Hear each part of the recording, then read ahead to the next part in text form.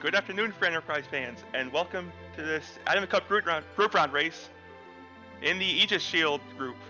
We have a race today between BeautyInDiscovery and tallgrant, both racers at 0-1 tonight, or this afternoon. I am Engine Dave, and joining me in the booth is Sheep Launcher. How are you doing tonight, Sheep Launcher?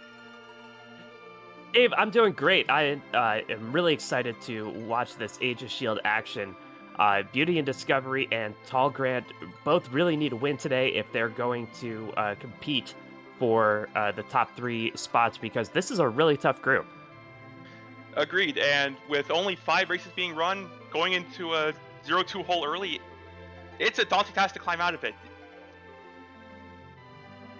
Very much so, but there are 2 talented runners, both members of the community. You may have seen tallgrant on previous community races. BeautyInDiscovery, part of the Restream team and a valued member of the community as well. Both very talented runners, and we're taking a look at this objective list. They are going to be challenged today.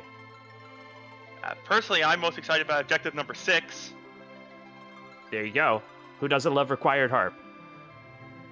I mean, chat gets some music, and honestly, I like seeing it because it means I can't guess wrong about Twin Harp.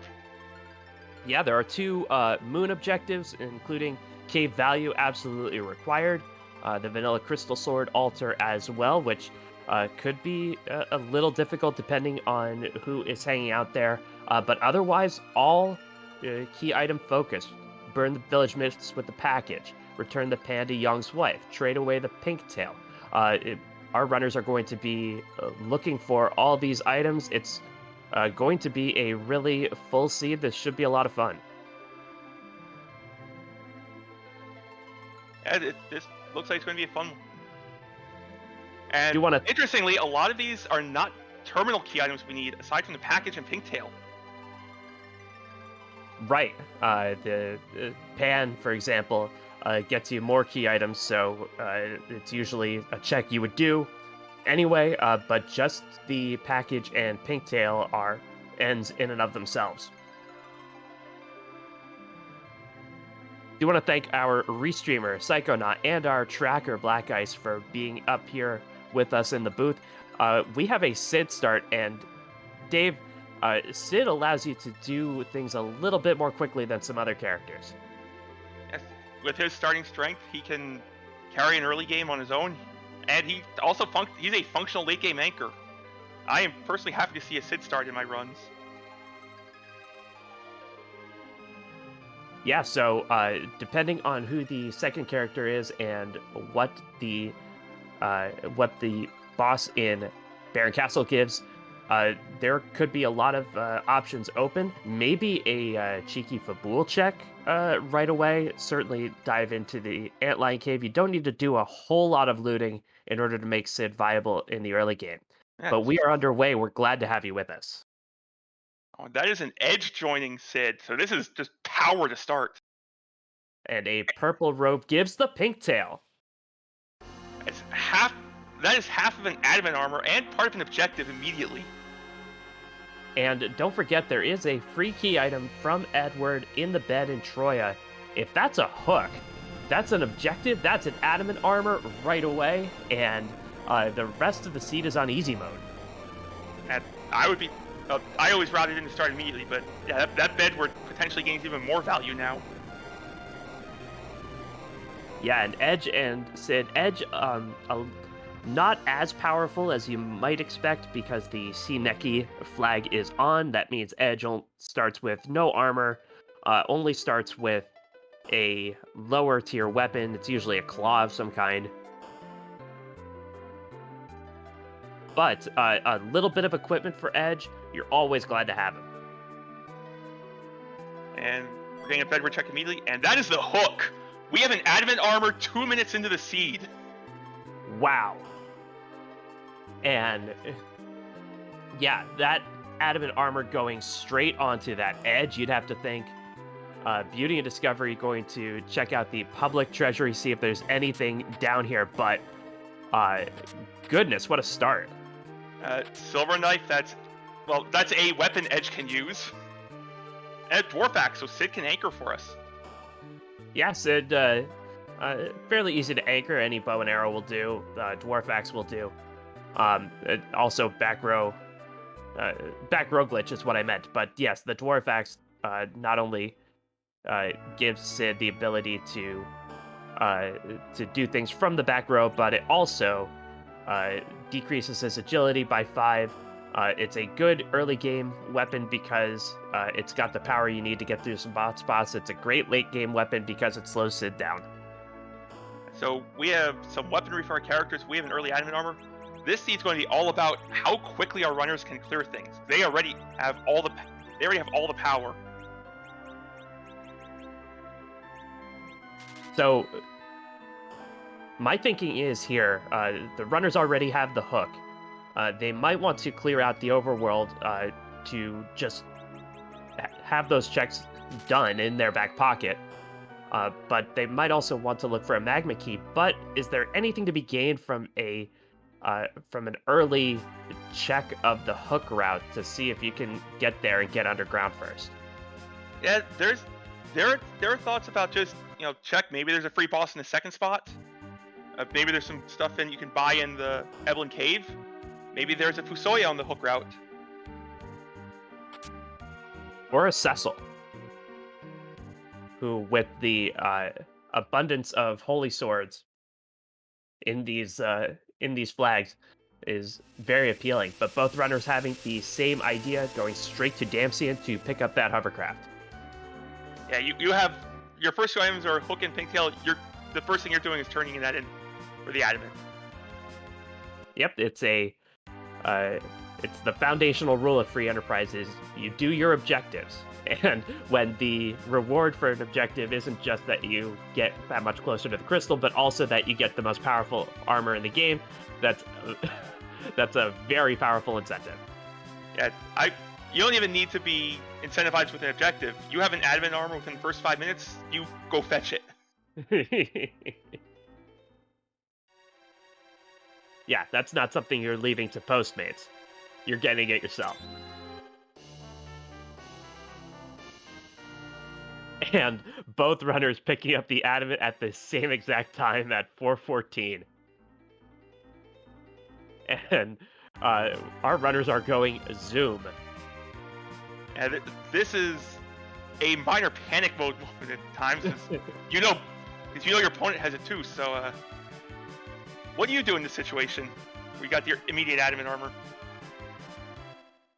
Yeah, both runners are going to go check that hook route. Basically, the entire overworld is open to you. I might go check Baron Inn, because that's a spot that maybe you weren't anticipating on doing quite so early, but with an adamant armor, that's certainly very doable. You get a character, you get a key item, and make your way from there. How about you, Dave? What are you thinking? Yeah, I'm thinking just get a little bit. I like what they're doing now. Get a little bit of loot to try to loot out, get some money to really fund my open activities, and then I would check the hook route, see if there's something free I can get through, especially seeing those coffins for sale. And if there's nothing there, go get my party. Maybe find a magma key. Samurai bows and Gungnir spears for sale, and BeautyInDiscovery picks up an Ice Claw. Interesting pickup in case Rubicon's hanging out somewhere. Yeah, it could be very useful in the right situation. Edge can certainly equip it and makes Yong better against the enemies that are weak to ice, such as that Ruby. I do like trying to get a little power, because while we do have, armor, there's no real weapons edge showing up, just a dwarf axe and a silver knife, although that longsword makes things more tempting. I was going to say, that longsword is a great pickup for Edge. And just that alone, a longsword, adamant armor, Edge, he's in business. Throw on the silver knife to get the bonus for dual wielding. And that's a cane with the Magus sisters in that spot. Tempting. If a mute knife had shown up somewhere, yeah, that's a fairly straightforward dive. Without it, you still have to go through 25,000 or so HP of Magus Sister. Right, and that spot fairly quick as well. So they would get in a lot of spells. Yes, I agree with this play. We go maybe hit up a few weapon shops, look for a Mute Knife or Rune Axe, something to get through that. Yeah, and there are still plenty of opportunities on the Overworld to maybe get some items that could be useful once you do get that hook route. You know, if there's, say, a tower key in Antlion Cave, that would make the Antlion Cave worth it, because then you could climb right back up the tower once you do get through that hook route. Exactly. And as Chad is pointing out, 3 of the Magus Sister spells aren't a problem with the Adamant Armor wearer. Virus is a problem. Yeah, Virus, one of the few spells that even an Adamant won't completely negate.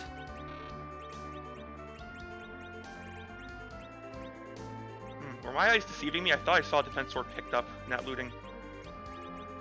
Ooh, I did not notice a Defense Sword, but that would be nice. The best cane weapon I saw was a Flame Spear. And a nice Charm Claw for Edge. Hey! Dave's got jokes. Okay. Tallgrant picked it up. I know I saw defense somewhere. Wow, there it is. Right in his inventory. So that hook dive, worth it for that alone. A Defense Sword Cane. Maybe you slap the Adamant Armor on him.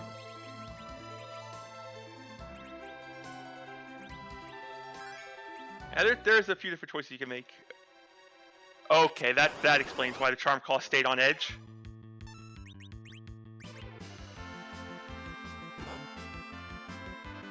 So Tallgrant going to leave without tangling with the Trap Chest. BeautyInDiscovery, though, wants these Stalemen. Alright, and with the Charm Claw on Edge, Edge will swing for very good damage here.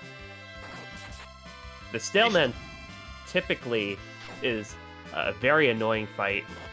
Sometimes the juice not being worth the squeeze on them, but with Edge taking them down for 2k plus, not a problem. Yeah, the Charm Claw being effective against giants means Edge will make short work of them. Pick up a black shirt for his troubles.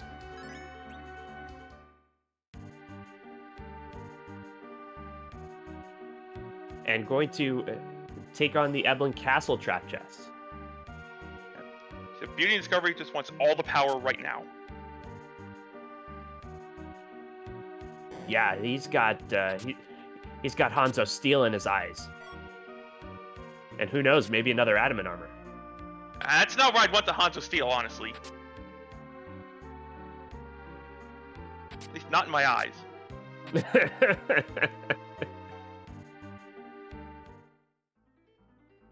Tallgrant is going to go defend Fabul first, and finds Leviathan. Oh, that Thunderclaw. BeautyInDiscovery about the Thunderclaw. No, Beauty about an Ice Claw, that's right. Right. I believe there was a Thunderclaw somewhere around, but either way, with that Defense Sword Cane, that Leviathan is sushi.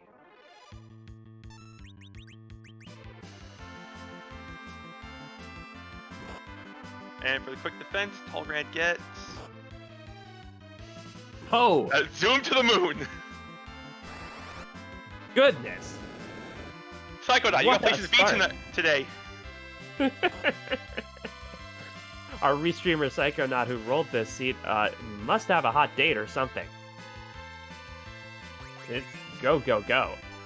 Yeah, starting Adamant Armor, easily accessible Darkness Crystal.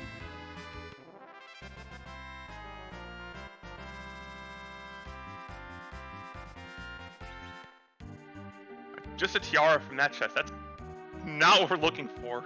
No, especially since there was a tiara in an untrapped chest right downstairs. Although the tiara's wearer is available easily. Not taking her, though. Finding the Odin fight's not worth it. Yeah, Tallgrant has determined power overwhelming is the order of the day, and Rydia needs work. Given this start, I agree completely. Now, it's a good thing to keep in the back of your head. Sid is a good anchor, but level 1 Rydia is the ideal anchor. Tallgrant also has that defense sword, and I believe both runners picked up at least one power shirt. So we are already going full Zerker party. Tallgrant diving into the Antlion Cave. And a vanilla Antlion. Or actually not vanilla, because vanilla Antlion's on the moon. Yeah, Antlion visiting his vacation home in the Antlion Cave. And that's a second adamant armor for BeautyInDiscovery. Eblin paying off. Another adamant armor. So that is pretty much... Yeah, I don't think you open another chest if you're BeautyInDiscovery after seeing that. No, you're good to go to the end of the game. Well, you might open 3 more chests. The ribbon room chest. And Feymarch.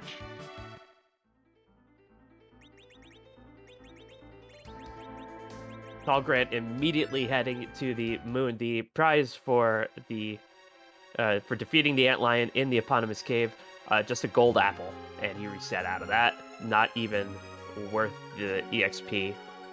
He doesn't have a source of exit, so he would have had to walk it out. Not worth it.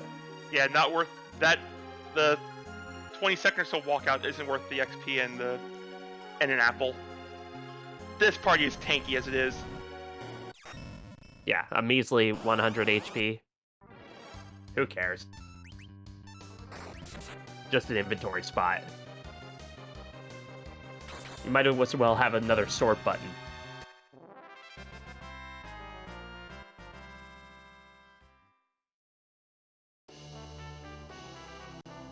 And Tallgrant immediately going to go to the moon. Probably going to check the shop, check the character. And maybe take on the hair dryers? We'll see.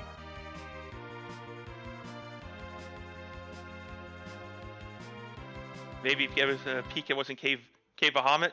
It is an objective.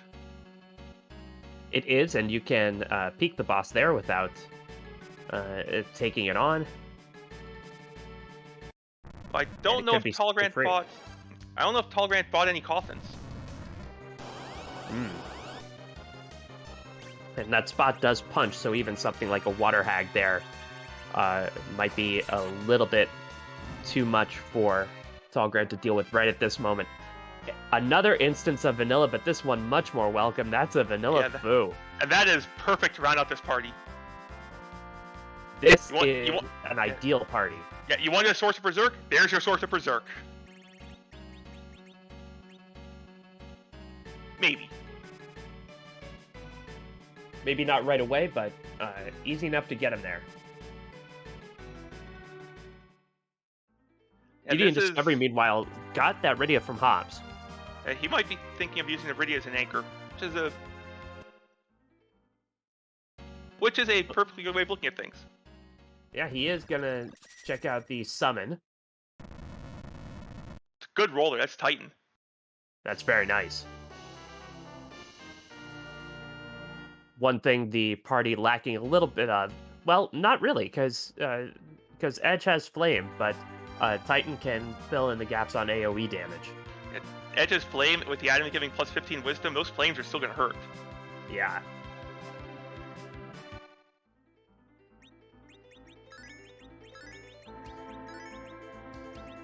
And Tallgrant picks up a Cursed Ring.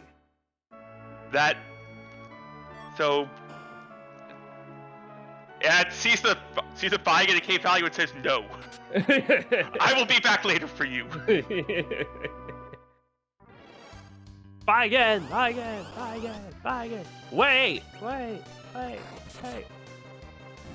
That's how I imagine the conversation's going.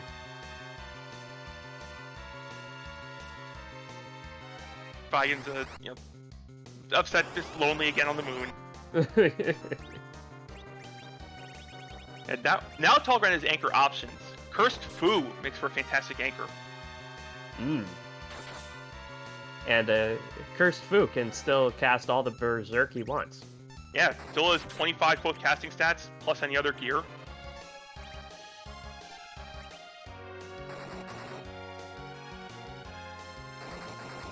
BeautyInDiscovery taking on the Baron Guards in the second spot. He made it through the first spot so quickly I didn't even see who was there.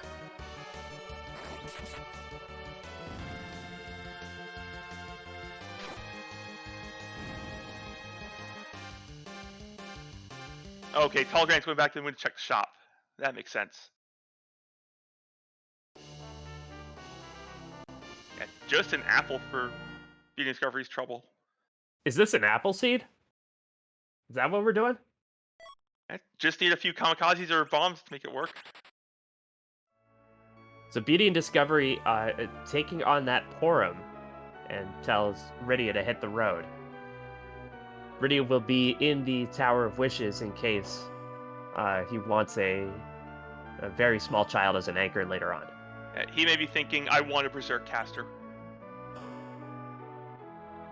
Yeah, Porum is a serviceable white mage, which is something this party could use. Sid tossing Cure 3s is good in a pinch, but it is nice to just have someone who can cast Berserk, cast Wall, and do all the white magey type stuff.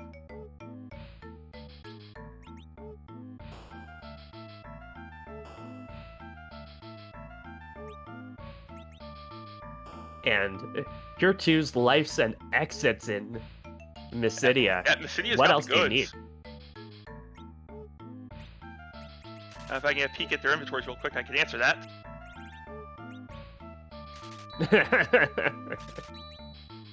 Yeah, well, peeking at the inventory takes time, and these runners know they're in a foot race. Yeah, this opening pretty much said, go, go, go. You have no time to stop. It's how quickly, how efficiently can you clear everything? That's what this race is going to come down to.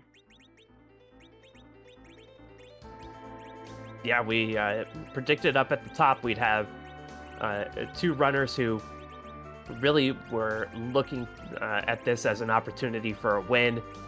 So hopefully we'll see some big plays, some efficient plays, and see a lot of excitement. And both are going to climb Mount Ordeals right now. Yeah, BeautyInDiscovery may be setting up for a future Cecil and looking at some XP on Porum for Berserk. Tallgrant wants spells on Fu. Yeah, Fu getting 3 bosses up here under his belt, great for his spell list. And if he feels like there's a particular spell he needs, he still has the Waterfall, still has the Mist Cave as options before diving into that hook route. And King Queen at spot 1. Tallgrant opting to just take down the king quickly. Yeah, it's always Edge fulfilling a dream for a lot of boys. Punching your dad in the face.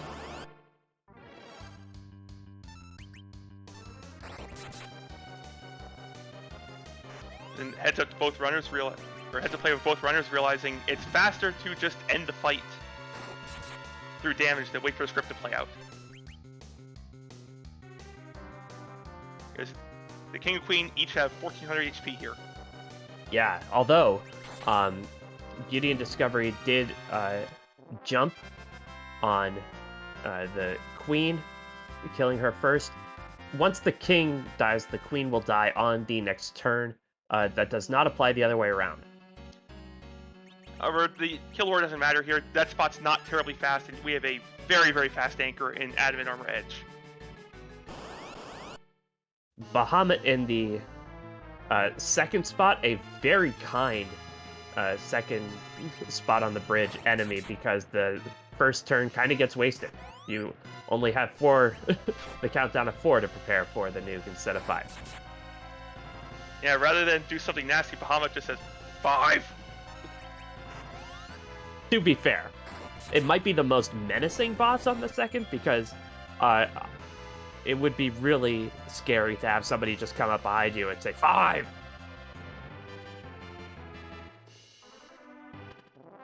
Yeah, you don't know what's going on there. Is someone just randomly shouting numbers?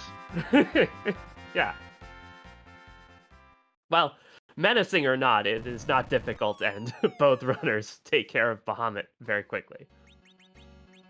Well, it's kinder than the other dragon to show up there. That one just skips accounting and immediately sends the Mega Nuke your way.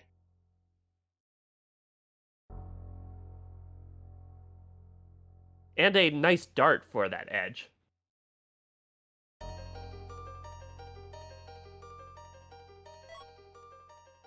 The spoon is a guaranteed quad nines. Do you find that you worry about when to use the spoon more on a seed where you're kind of overpowered early because you feel like you have to use it at the very best spot where you couldn't get through it anyway? Oh, having seen what's in Cave Bahamut, I already know that. I already got that spoon marked for someone. Oh, At least you're on saying Tallgrant's side. gonna invite Bigan over for soup, huh? Yes. Possibly of the snake variety.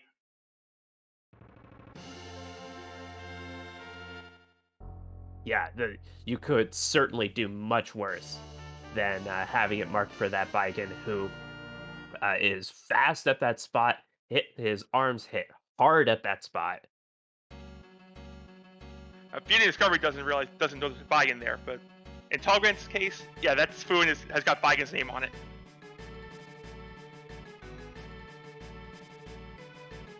You think it's monogrammed yet? Haven't quite got. We'll handle that when we get to the Fine Artisans Underground. There you go. I mean, we'll have Cole do it. He does the best handiwork. And you have to imagine that's where both runners are going to go, although BeautyInDiscovery has not defended Fabul yet.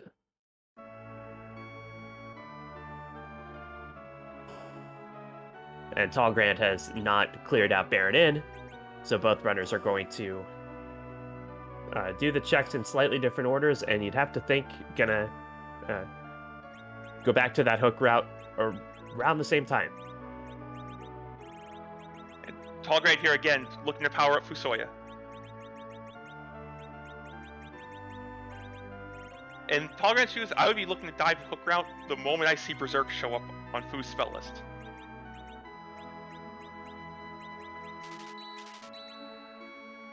Didn't get it that time. Octomam in the first spot in Baron Inn, almost a waste of an Octomam because the big thing about Octomam is he slows down when you hit him enough times, but you can't even hit him 3 times, he's already dead.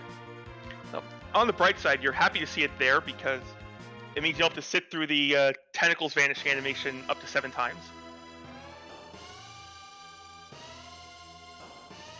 Tallgrant sitting through getting this Porum.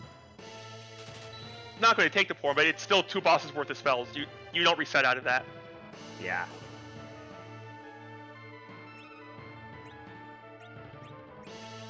Well, only 1 item in the item shop in Fabul, but it's a good one. That's Cure 3s.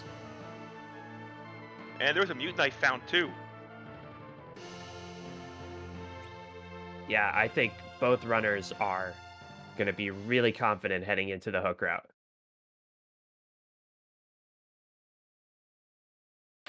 It looks like Tallgrant's going to hit up Evelyn Castle, so he's going to find second adamant armor. And then we will have ourselves a race. I mean, we already do. It's a distinct skill to be able to kind of juggle getting so many opportunities to do something and not, stay calm about it. And this is testing a difference. This is testing a skill for our runners. You're given all the power right away. How do you get through the seed as quickly as you can, as efficiently as you can? You want to route as well as possible. Like, try to not retrace your steps at all. I think I saw a white spear in Evelyn Castle for that cane as well. There was. That's where BeautyInDiscovery found it.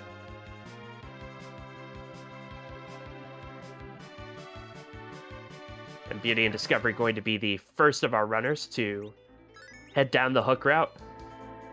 Yeah, opting to not take the moon character. We know that's a Fusoya.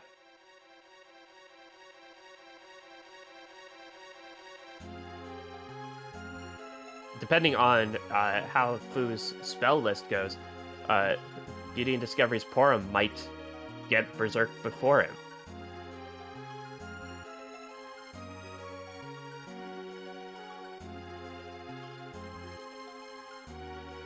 Rechecking that there are coffins available for sale. Now, one thing the seed hasn't given us a lot of are really hard bosses in easy spots.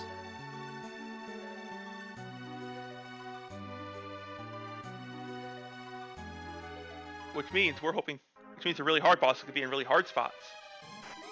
That's what we're hoping for. That Baigen and Cape Bahamut is one of them. BeautyInDiscovery taking on the Mad Ogres. Okay. We might see some Bacchus wines being stolen here.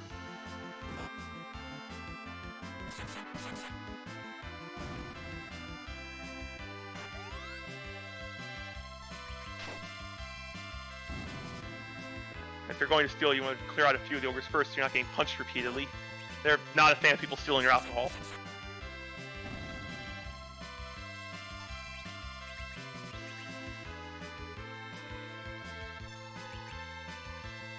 Personally, I wouldn't be a fan of that either. Oh no, just taking the trap chest for XP.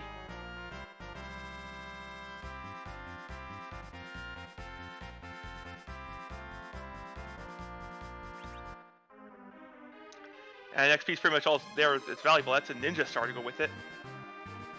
Which, you know, Edge can certainly throw, but not as good as, you know, the spoon we just got. I don't think guys are going to be throwing that spoon right away.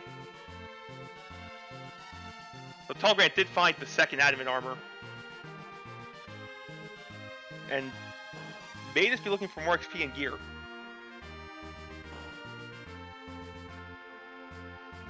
Yeah, and that's the thing is that our runners need to know like the advantage they have and whether they're equipped enough to take on everything or if they need just a little bit more, and that's a skill as well. That's a hard skill to learn in this game. When are you just strong enough to go?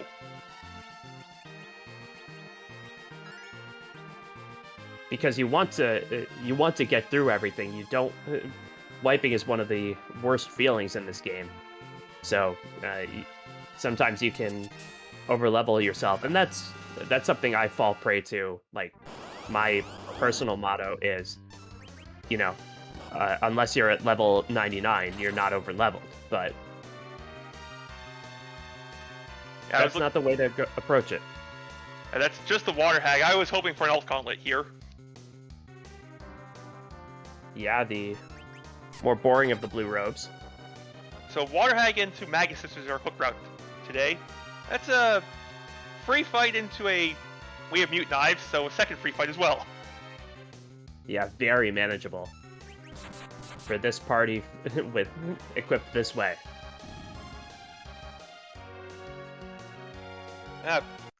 Black Ice, our tracker, bring a good point. That just means the gauntlet can be somewhere nastier, like, say, Ogopogo. The dream. The dream is alive. Beauty choosing to take a safety save before the Magus Sisters. Never a bad idea to take a save down here. Also, it allows you to check to make sure that your equipment is where you want it. Make sure everyone's got mute knives on to do some bonus damage to these sisters. Mute knives being effective versus mages. And the sisters are mages, it says it right in their name. Nominative determinism. Ah. Very wise.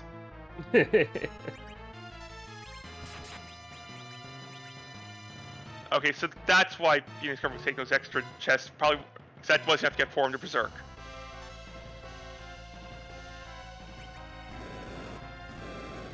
Yeah, so Berserk against the Sisters is a little bit interesting, because I think the most important thing is to focus down Cindy in the middle so that the other sisters don't get resurrected. It's more important in a higher HP spot, but this spot has fairly high HP, so you want to make sure that your swingers aren't swinging against Sandy and Mindy too much, because they can get resurrected after a while, and nobody wants a sister grind. Yeah, I've been there. Sister grind at Elements happened with three Zerkers. They just kept focus firing Sandy and Mindy.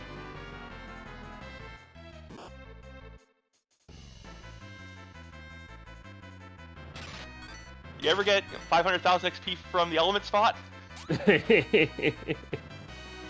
Better than an arm grind, I guess. Tallgrant getting the motivational speech from Water Hag. That Fu at 1100. I did not see Fu's spell list. Wonder if that Fu comes equipped with Berserk at this point. I didn't see it pop up.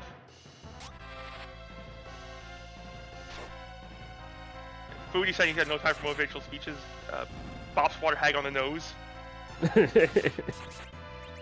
See, that's the point of Water Hag, is to give your wizards and mages a chance to hit things. You know, Fu never gets to hit things. And BeautyInDiscovery is through and will be underground at sub 35 minutes on a hook route. Well done. Yeah, that is some nice speed.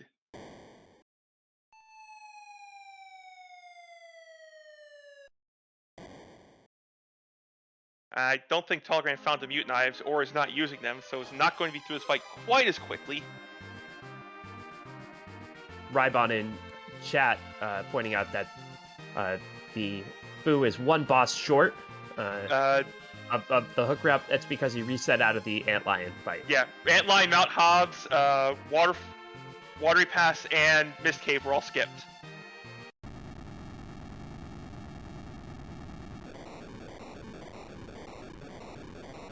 Right, the first two phase were before Fu. You don't go back for them afterwards.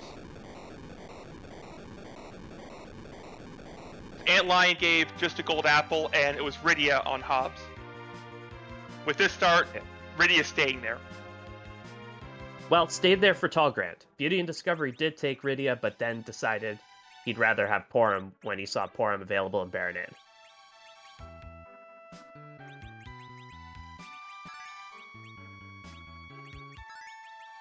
And in this case, Porum was more valuable than Fusoya on the hook route, given that Fusoya hasn't learned Berserk yet. And that was a nice dart from Tallgrant, over 7,000 damage to Cindy in the middle. Well, choosing that place for the spoon. And one item in the Dwarf Castle shop, it's Sirens. BeautyInDiscovery picks up 3 of them. Our runner started with 1. So that should be plenty. Dathis!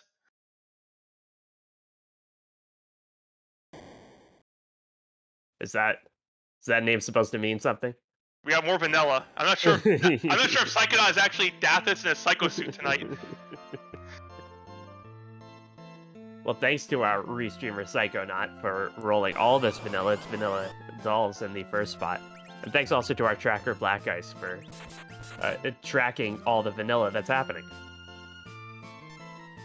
And thank you to you, Sheep Launcher, for helping talk about all the vanilla we've seen.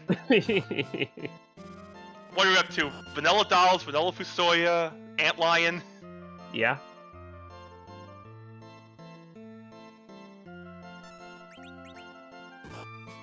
Vanilla Adamant armor. because you get an adamant armor from trading in the paint tail. True.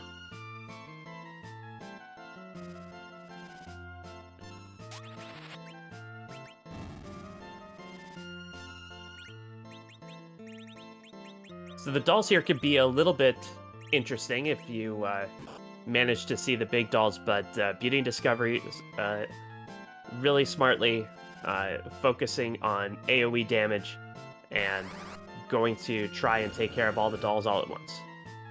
And that's a very good flame kind of edge with the double mutant knife and adamant armor plus 25 wisdom. Will push flame to do enough damage. Very nicely done. And Tallgrant is through and will be underground 3 minutes after Beauty and Discovery. Wow! It's a vanilla dwarf castle. And foos are duped, so Beauty and Discovery not punished for fading the moon. Wow.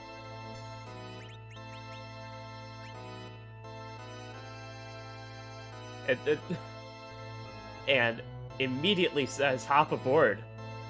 I need a mop in my party. Oh, yeah, we need to help clean up the seed.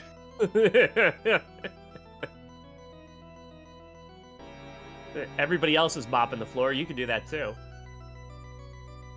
Tallgrant peeked the top of the tower. That was a lunar sparkle up there. Yeah, have we seen any lunar bosses yet? We have not. So that could be anyone. With no tower key, there's no real reason to head straight up the tower.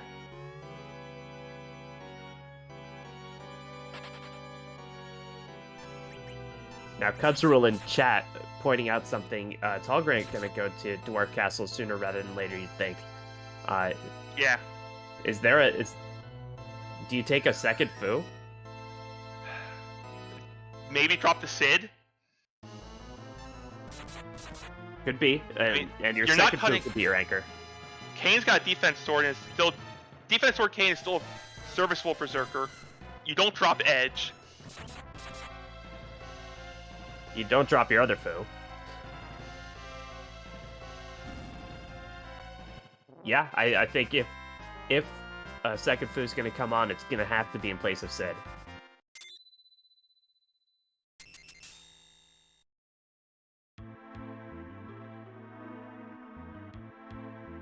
It's an interesting decision.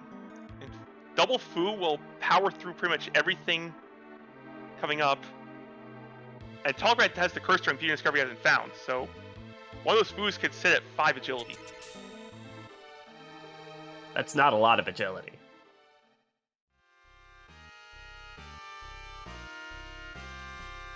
Alright, we'll see if there's a Luca key waiting for us. Yeah, show us the Luca key. That's not a Luca key. But Dwarf Castle is required. And so here's where the really interesting routing decision comes in. You could make the beeline to the Sylph Cave to bonk Yang on the head, but, you want to hang around and do some other underground checks before you do that? It is still a key item check doing the bonk, so this is a perfectly good check. Right, and once you it can sets up for an objective. Swing on back down to Feymarch before heading back up to Sheila to check out what the 2 items she has. Yeah, and so how would you route this, having this kind of hand? I mean, I would have stopped in the Feymarch before going up to the Sylph Cave. You got a key item down there. You can check out the Feymarch bosses, and then swing back up to the Sylph Cave, and then head back to the Overworld. Okay, so our routing is similar. I think I would hit this one first, just in case the key item from here is, say, Masa or something that makes the Feymarch bosses a little faster.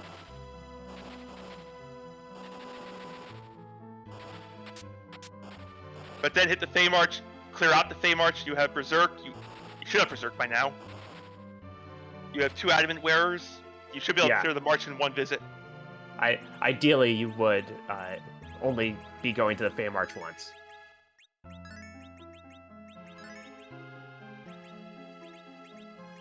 And Tallgrant ditched Edge for that second Fu. That's an interesting choice.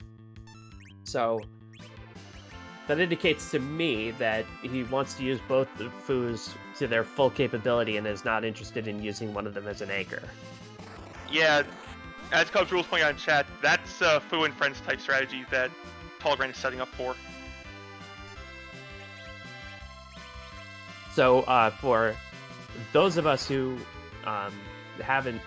who are not as familiar with that term, what does Fu and Friends mean? Generally it's a type of reflect strategy for Zeromus where by the end of the fight you try to push damage early and then you end with just Fusoya reflecting spells and nerfing Big Bangs if you have to. Yeah, where the friends are there to provide support in the early part of the Z fight, but by the end of it, you're not resurrecting them. Fu's doing all the work. Right. The friends are there just to provide early oomph, maybe toss some ethers at him. But once the Big Bang levels them out. Yeah, Fu handles the rest himself. And there's a value for hitting Sylph Cave first. That's an Avenger. Wow. Cubs value for keeping that cane. Yeah, Cubs rule. Both runners have two Avengers, or have two Adamants. We started with Pinktail, got the hook from Bedward, and there was an Adamant in Evelyn. Which both runners checked. So this has been Tanic Go from the 2-minute mark. Tallgrant gonna check out the shops in Tamra. BeautyInDiscovery still looking at trap chests. Gets a glass hat from the ghost. May still be looking for a piece of Hanzo steel. I think BeautyInDiscovery's best, or it's probably going to head down to take the Feymarch. That Avenger is going to make quick work of the march.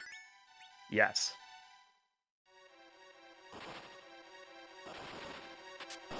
Yeah, it'll be no time at all down here.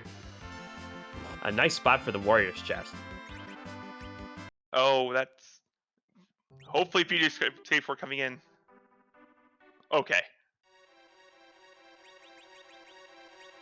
Yeah, Woobear pointing out, this has been some very friendly trap chests in this seed. First chest in Feymarch, first chest in Evelyn Cave.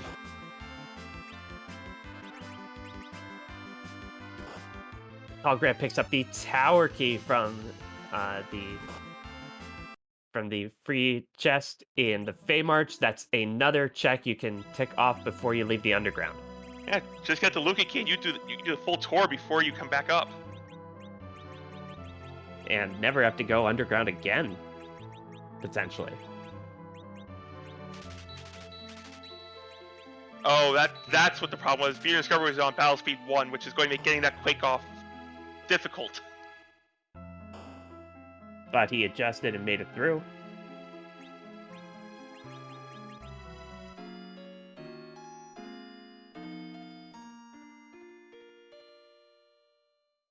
And BeautyInDiscovery finding the one boss that even an adamant armor can't cheese, the inventory boss.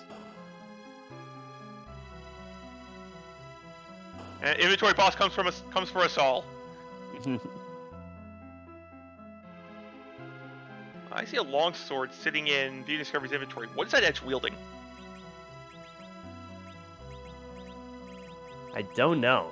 But those are two robes in Feymarch. That's an alt gauntlet in the Ashura spot. And some flavor of Mylon in the King spot. And it's Mylon C. Yeah, you have two Fusoyas on Tallgrant's side. They're going to have some fun with Fire 3. Very much so. Mylon Z here, not much of a threat at all. I think Upper Fu would disagree with that statement. Yeah, the The Foos are still a little bit squishy, and in fact, Mylon Z does punch hard. Tafu Soya got rocked for 3,000. Tallgrant's gonna make it through with just Kane. Gonna be a little bit slow, but not a problem. And Woo Bear in chat pointing out, Dave, that BeautyInDiscovery has been wielding the double mute knives. Okay, that explains it.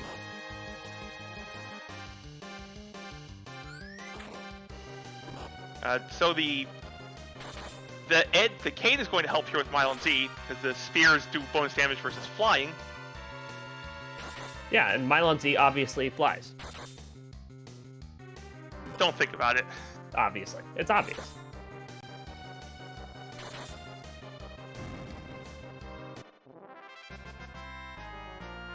Kane got 3 more levels that he doesn't really need. Convenient timing, take up exit, and we can get underground now. That's nice. That's good to know. That is another key item. And Tallgrant has 7, if I'm counting right. That pushes us one closer to 10 for double XP.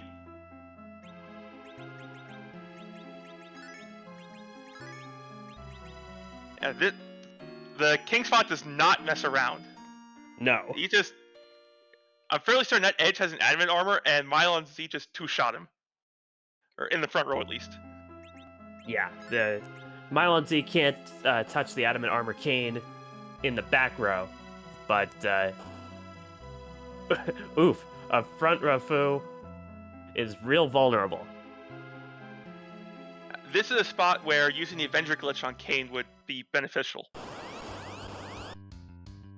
You would still keep you would still be like you're swinging a white spear, so you'd still have the effective versus flying component to it, but you would also be berserked.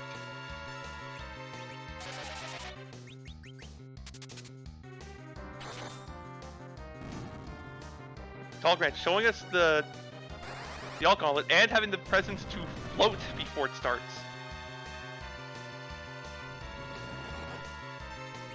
So the Alt Gauntlet down here, you know the enemies you're facing, and which one of them is the one that casts Quake against you? There are, I don't know if they're just arachnids out in the open if one of the conjurers summons them in the spot, but it's the spiders that will Quake. Right, the arachnids. I think it's the third fight on the King's side. I forget which fight it is on the Queen's side. Or the exactly same gauntlet. That could be the second fight here.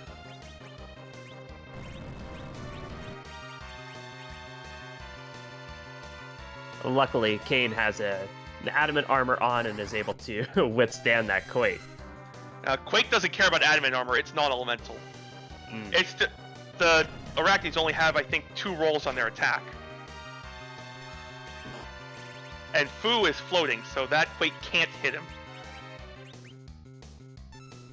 I think. It's tough to tell with the darkness. Fu was floating before the darkness got applied. Beauty also having the presence to float the party first. And good job to both runners for remembering this fight. Yeah, that's a very heads up play by both runners. We are seeing a lot of skill on display. You know, we're saying, oh, you know, double adamant makes everything free, but but you know, you still have to do something with the adamant, and our runners are certainly doing that.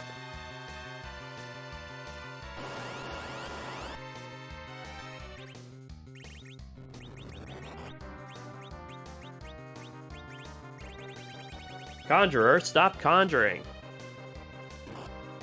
Edge is like, I have a mute knife, I can deal with this.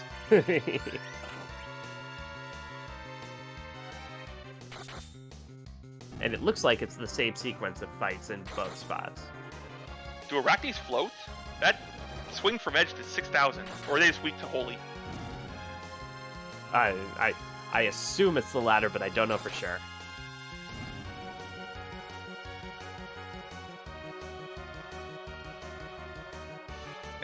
I'm not sure, but that damage was way too high for not to fit a weakness somewhere. Okay, it is the same fight on both sides. Yeah, the tallgrant is one fight ahead. I know the last one's Conjure Clapper and then Double Clapper.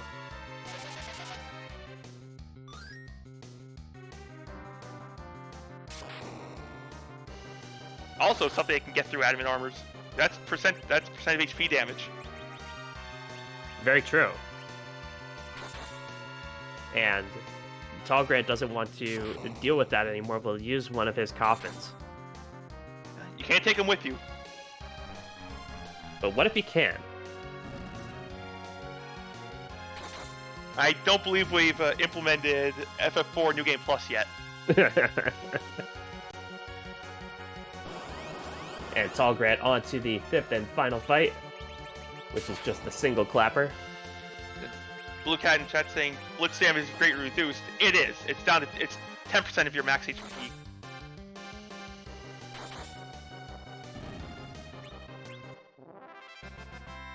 And Tallgrant is through the alt gauntlet. Pure 4 white and Meteo, not a bad spell list, but just a Moon Veil as the reward. That can still be helpful. Could be. You know, you do have 2 adamant armors, but Moon Veil, if there's an evil wall at a really rude spot somewhere, makes it free. They can still put that Moon Veil through its paces.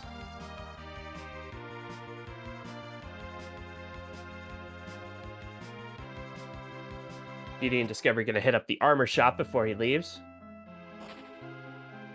At this point, I can only assume both our runners will be hitting up tower. Got the tower key, and the dream is to single tip the underground. Very much so. The top of tower has a lunar sparkle, but given the lack of power at the spot at the top of tower, it shouldn't really be threatening to either of our runners at this point. Tallgrant about to get the Avenger.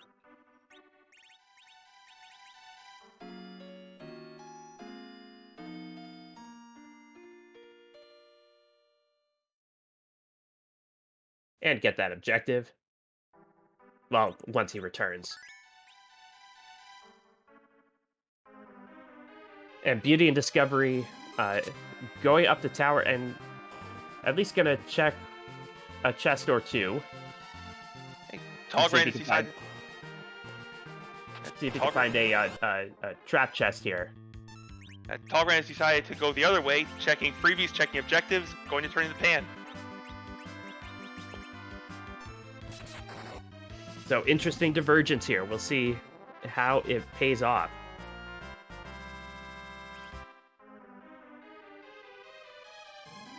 The alert gives an Earth Hammer for BeautyInDiscovery. That might have been useful 40 minutes ago.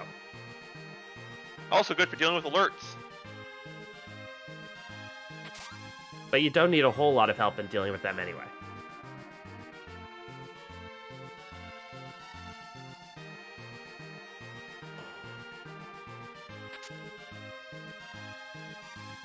Oh, and Sheila's that is the Luca key. And Sheila has just given us a to-do list. She's like, go fetch. Yeah, I got these things. I want to do with them. Go do whatever. I bet you could get stuff for these.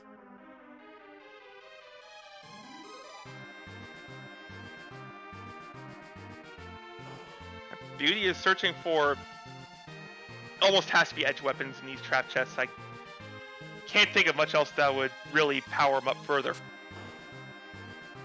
Yeah, probably still wants an upgrade for that Edge, who's still rocking a longsword and a mute knife.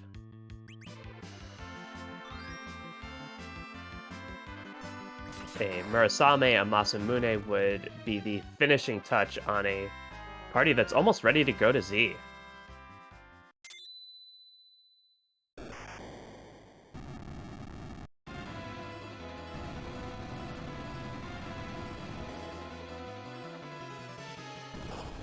And yet another hint of vanilla, the Adamant Rock from Adamant Grotto.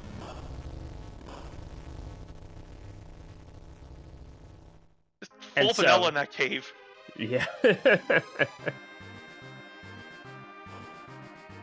Yeah, well, when you know what the exchange rate is, you'd be a fool to offer anything else, I suppose. Hey, the Adamant Cave living up to its name today.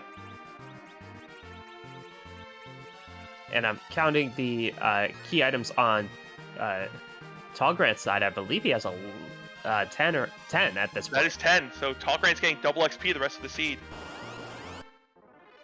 And is now going to ascend the tower himself. Oh, and BeautyInDiscovery found a Murasame. Yeah, that's good to go. That's power. Merle Long Edge, I would take that to Z. Yeah, Merle Long Adamant Edge.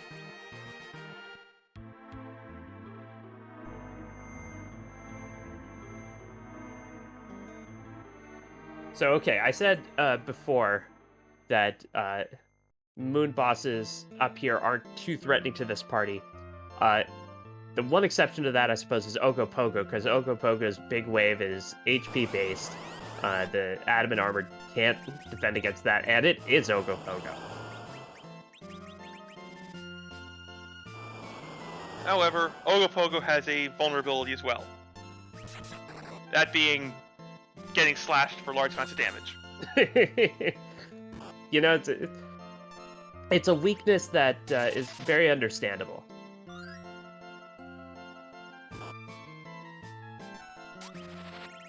Not many people actually like getting sliced. Yeah, even Wyvern wouldn't have been that scared up here. The spell power here is not terribly threatening. And instead of using that food to cure, is going to use that food to nuke. And Edge dodged the blaze. Like I said, the spell power here, not terribly threatening.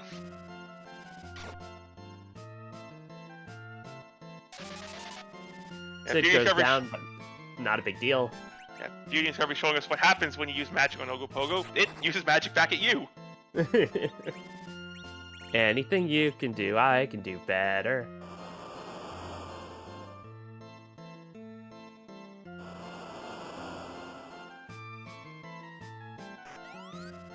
Yes, I see some discussing about the roller in the seed. This seed's been rolled by our wonderful restreamer Psychonaut.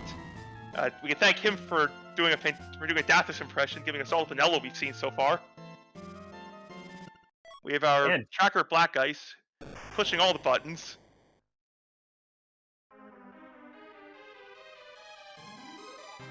And gets a Sand Ruby from the top. It's a key item, but I don't know that there's anybody in that bed you would trade at this point. I haven't seen any Holy Swords. That's exactly what I was thinking. I haven't seen a Holy Sword yet. I don't even know if I care about Cecil. Which is pretty incredible to say on these flags, but it goes to show the power that has been available to the other characters in this party. If I'd seen, say, an Excal or a Crystal Sword, I'm taking Cecil, and I'm snap taking Cecil, especially with Adamant's already available. Yeah, I mean, you'd take Cecil anywhere Cecil's available if you've seen an Excal or a Crystal Sword. You sit through the package, you complete the giant, you do what you have to do. But without the big hit and stick, I'm not sure.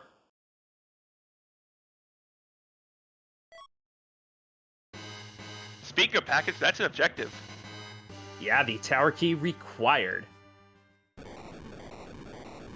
And BeautyInDiscovery will have to do everyone's favorite cutscene, burning down the village mist.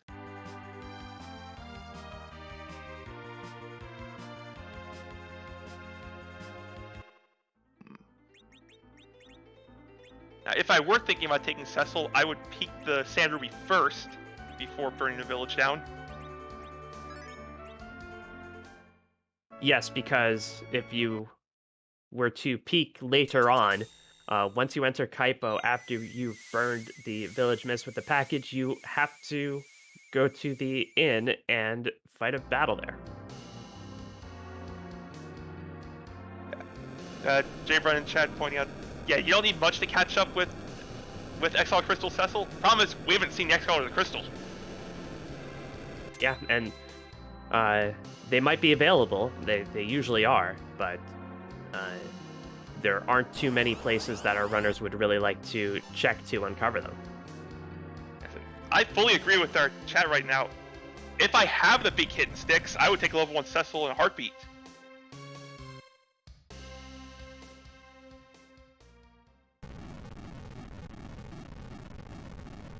But with all the looting our runners done and none of them have shaken out, it's a little harder to justify. I'm starting to get the impression that the first person to dive the moon is going to have a big advantage.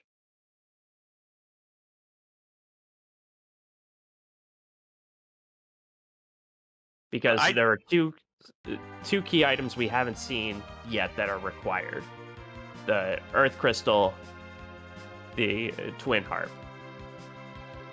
And we're starting to run out of places on the Blue Planet to check. I don't blame our runners for full clearing the Blue Planet first. You don't want that one check just in the back of your mind saying, maybe it's here. And Tallgrant, using that Luca key that he got from Sheila, going to check out the sealed cave.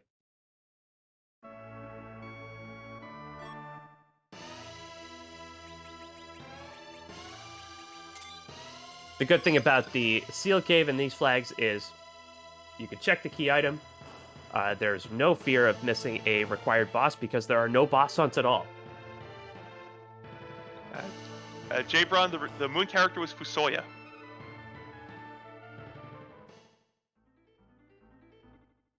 Yep, BeautyInDiscovery still has not been up there. But that's why Tallgrant has 2 foos. I mean, forget about the other twins. I'd rather have twin foos.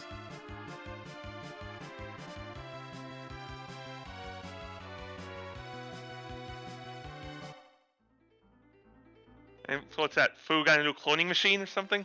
I mean, he is a very powerful spellcaster.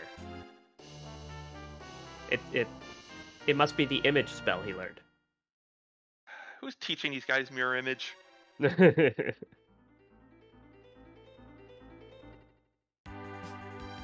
Tallgrant making the long walk into the sealed cave. A lot less obnoxious when you can skip the doors. And you can tell if it's value before you even do anything else. It's not. And, yep, that's the nice thing about the sealed cave. You can peek, say, oh, that's nothing, and immediately bail. Yep, no worries about missing a D-Mist or anything, because D-Mist is just like any other boss. So, Tallgrant will be going to the moon. BeautyInDiscovery's heading there soon. Or, Tallgrant's going to not go directly to the moon. Yeah, Tallgrant taking your advice. Gonna check the bed character in case he has his heart set on Cecil before he burns the village mist with the package. Correct. You want to do it in this order just to check first, so if the character you wanted is in the bed, you have to sit through the boss battle. That was Vanilla Rosa, and he thought about it, but decides not to. Yeah, if you're going double Fu like this, that Rosa's nice. I don't think nice enough to... I don't think she plays over other characters we've got. Yeah, and it might be a little bit late in the game for her anyway.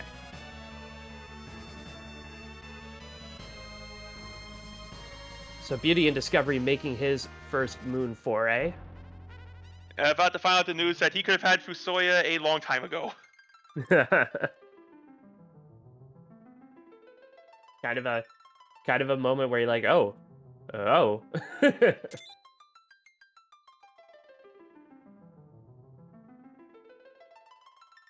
Oh, and Tallgrant has an Avenger Arcane whacking away at Karate Man. Fortunately, And has a very slow anchor, so it's not going to take too many whacks before Karate Man does his thing. Karate Man simply summons larger Karate Man to destroy the mountain. yeah, I believe the legends went exactly like that.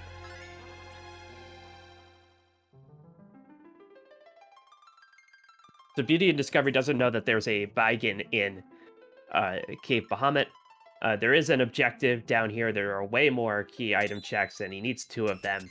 A perfectly sensible reason to do the LST first. And we may see Beauty and Discovery go directly to the Crystal Sword altar to pick up the objective.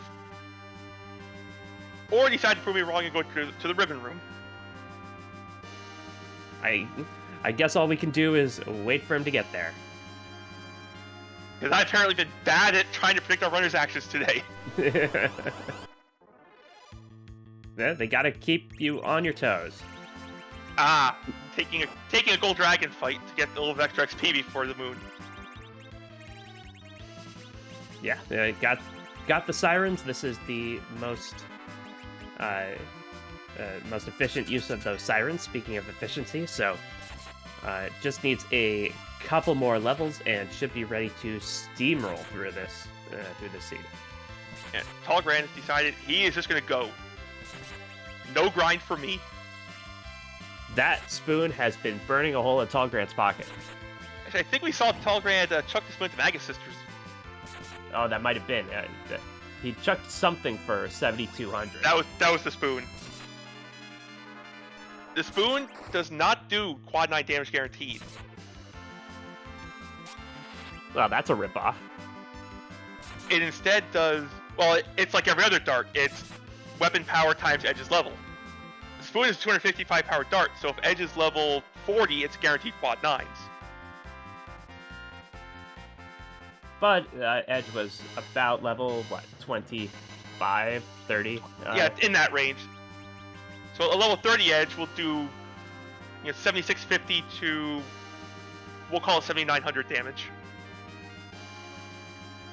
And that's why NG Dave's the best in the business, folks. He can do math on stream. It's a dangerous game, but when you got the brain to do it, beautiful thing. Yeah, I'm gonna get scolded by someone for doing math on stream soon. Oh, it's all good until you make a mistake. And then you rue the day. Tallgrant also taking siren fights before taking on the Baigen. And Beauty and Discovery is going to head straight to that Crystal Sword altar. Thank you, J-Max. Someone had to scold me.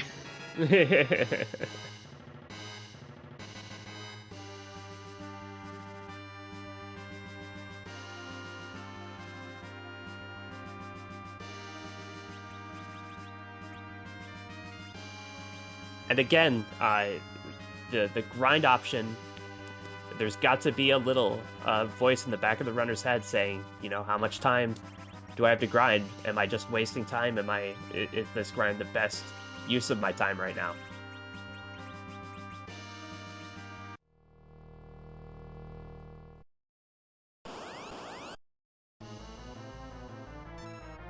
Not even bothering with the life glitch there, or sorry, did bother with the life glitch, but that would have been a use for a Cecil had he shown up. Yes. The Karate Man in the at the Crystal Sword altar, a little dicey. And this spot, Crystal Sword altar hits hard. Since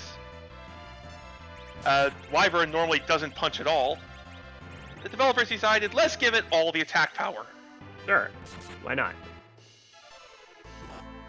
The same with the Baigen we're seeing on Tallgrant's side. Bahamut doesn't punch at all. Now, Karate will just fall down and say, ouch, if you hit him with a Paladin Cecil, but one hasn't shown up. Interestingly, he also falls down and says, ouch, if you miss with a swing from Paladin Cecil. Yeah. If you just hit him with the wind from the swing. The wind itself is so powerful to make him say ouch. But So Beauty and you're Discovery saying, is... What am I saying? so you're saying Cecil has the power of anime on his side. Of course. Now I need to see a Cecil with blue hair.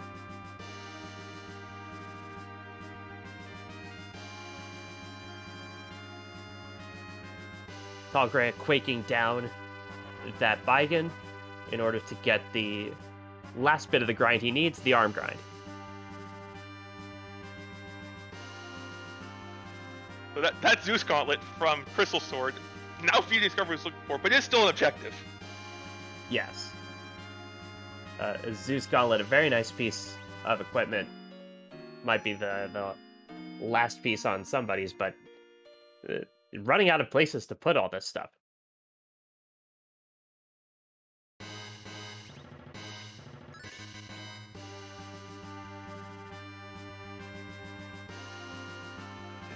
Tallgrant showing the problem with Berserker strats. Kane has decided he wants to arm grind. Kane, I thought I told you to stick to the plan. We have arm grinds at home. And there's the Holy Sword. So now, if Cecil were to show up, it would have been interesting. However, Yes. the only place left where we're likely to see him is going to be Tower of Zot or Baron Castle. Yeah, we're not going to go all the way through the giant for Cecil at this point. But does complete that objective. And once he gets through the Crystal Sword altar, we'll just be looking for 2 key items. So interestingly, both objectives on the moon having nothing of value key item wise. So this race is going to come down to who can track them down first.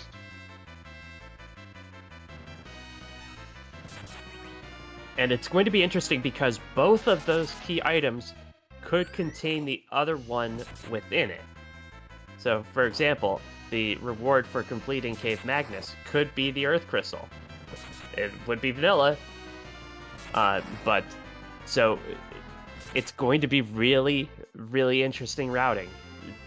You want to full clear the moon if you can, but is a bold play chasing another key item going to pay off? We'll see. And the truly interesting thing to come out here is the Baron key. That's a 3rd adamant armor.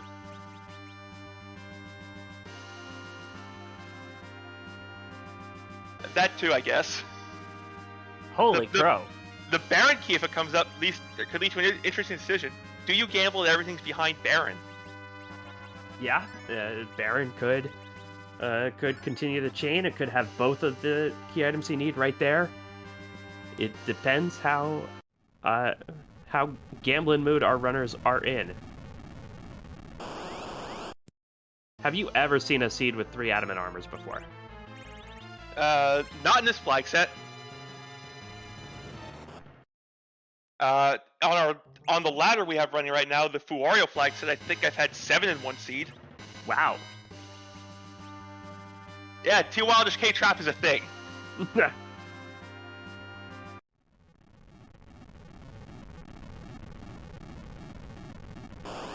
Yeah, the incentive to check the trap chest is big enough just by having adamants available on the moon and in tough spots like that.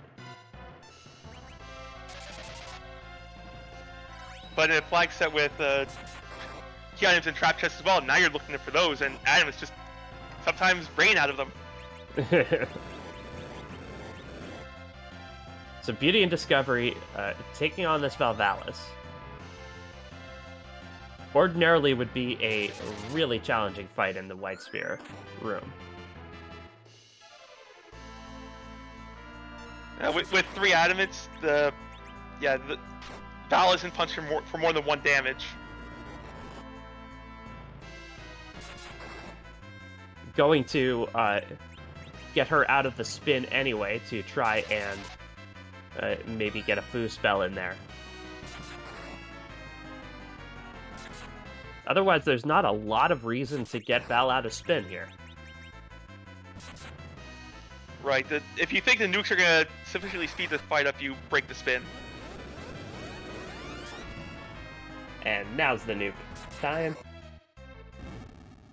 Tallgrant gets his objective done. I expect we'll see Tallgrant break the spin because double nuke. There's one of them. So here's where you have to decide. Do you feel behind? You've been in panic rush mode for the past hour and 15 minutes due to the early power. If you're feeling behind, you might go check that Twin Harp. Yeah, but if you're feeling ahead or confident in your plan, you stick around on the moon, see if the Earth Crystal is up here too.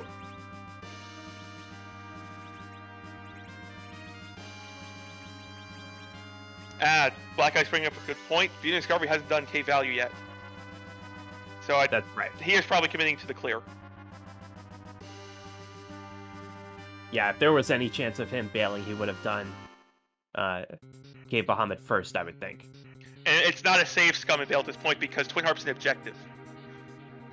So you're doing it at some point.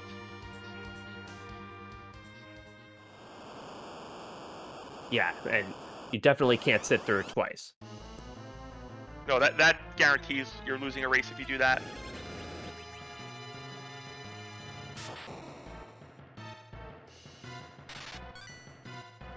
And that's an interesting rounding decision that's going to come from both runners. Do you just bail and check it?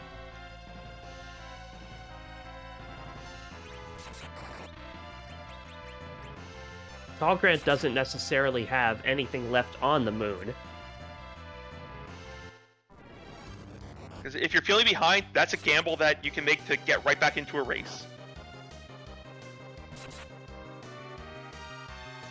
I don't know that either runner would necessarily trust their intuition about it, just because their senses have been so heightened ever since the beginning. Well, that's interesting. That's something there. I will tell you this right now, if I'm in BeautyInDiscovery shoes, I'm done with the moon.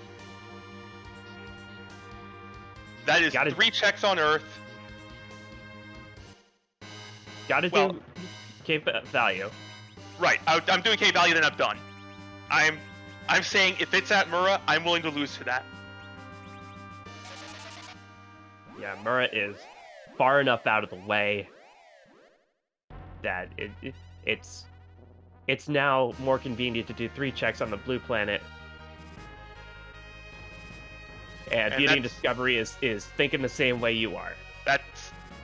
I agree completely with this. I agree with this play. You've got 3 checks. So BeautyInDiscovery is saying, if it's at Mura, I'm willing to lose to this. I'm going to take the higher percentage play that's one of the 3 checks left on Earth.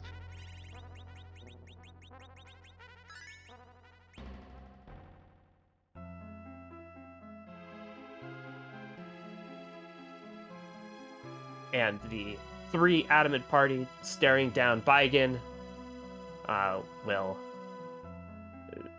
they'll need to lend Baigan a hand at the end of it. That's all I'll say.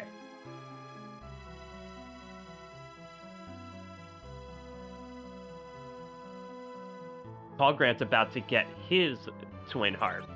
And again, if he's feeling behind, he could bail right now. Yeah, it's decision time. It would be really tough to leave that Ogopogo spot behind. It's the last one you have to do down. You have to do down here. It's not threatening to this party. And that's what I was saying. It's a gamble you make if you're feeling like if you've had a rough seed. It's a gamble you can make to try to get back in. Where you just say, I'm gonna go. I'm putting everything on the Earth Crystal being right here.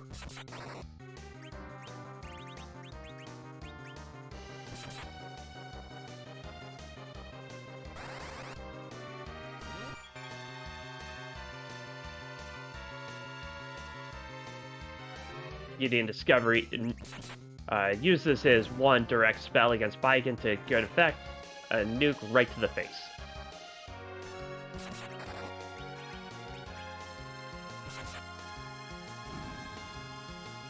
Both these runners have run a fairly solid seed. I don't think either one's feeling terribly behind. No, neither has had any fights that have been absolute slogs or have had any bad wipes. The only real problem Tallgrant ran into was not having Berserk for the Magus Sisters, where Beauty and Discovery had the Berserk plus the Mute Knives. Yeah, so Beauty and Discovery got into the underground about 3 minutes in front of Tallgrant. Yes, and that fight really pushed an advantage. Tallgrant not feeling behind, it looks like, is going to at least check out the Ogopogo spot. Refueling the foos first. You need them. You need them all revved up.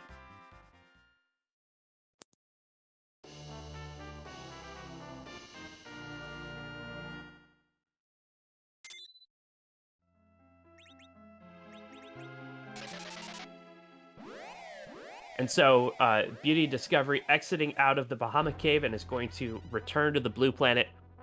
Now the question is, Baron Castle functionally has 2 key items for you to check. Do you do that first, or do you do the Twin Harp first, which is an objective, which is a key item?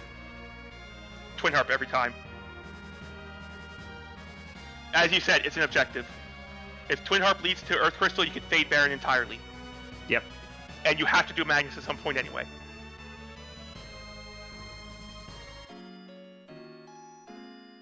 Yep, I'm in agreement. If Twin Harp isn't Earth Crystal, okay, I had to do Baron. If Earth Crystal is shake out of any of them, back to the moon.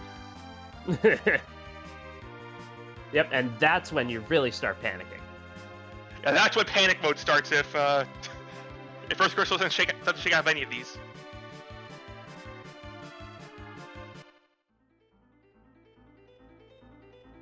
And Beauty and Discovery is making the walk to get his trusty Black Chocobo steed. If a good play, one of the rules of free enterprise, do your objectives. Yep.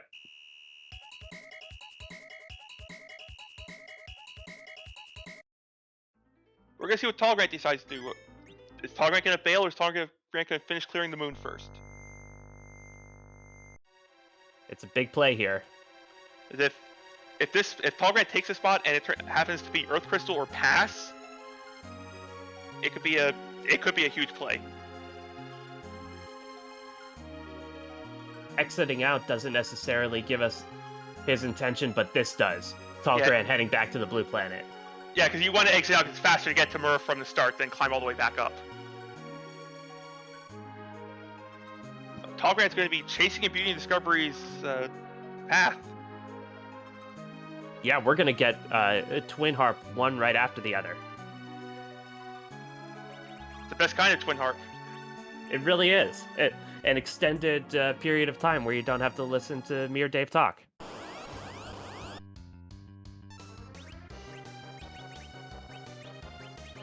Don't act so sore about that. That was a car talk joke. Come on. I know, I was just turning the volume up on the stream so I can hear the music too.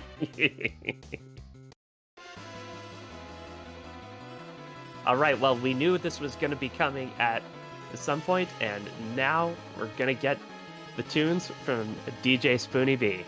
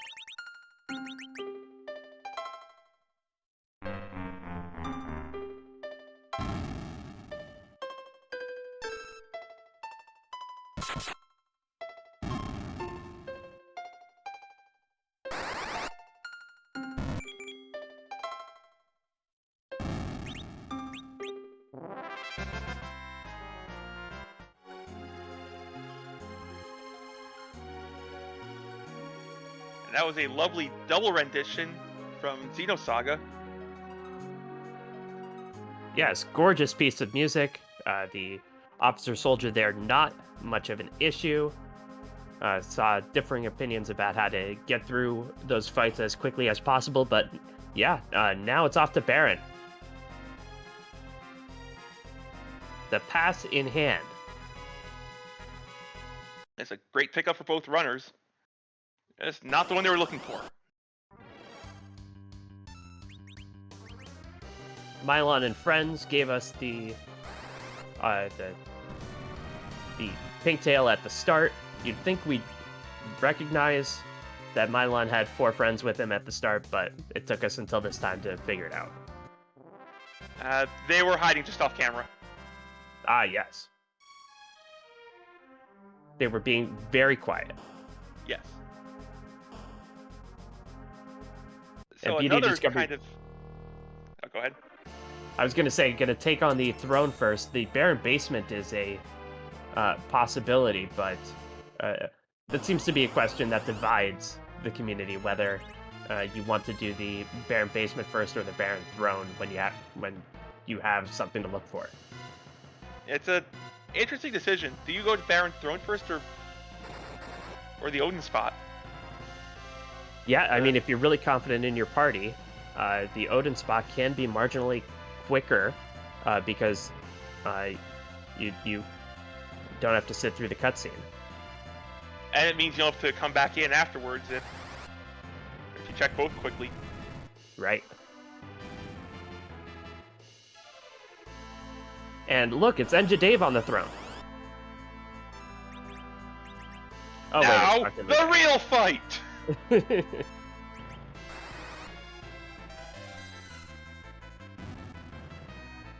That was not a real fight. Come on. Ow, my everything hurts! Ow, my skin. That is that's an Edward. Not even advisable as an anchor at this point.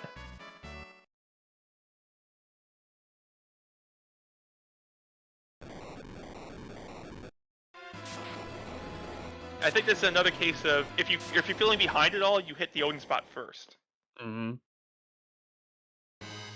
Oh, and Mist and Fallen Golbez teaming up to stop the walls from closing in on you. That's nice.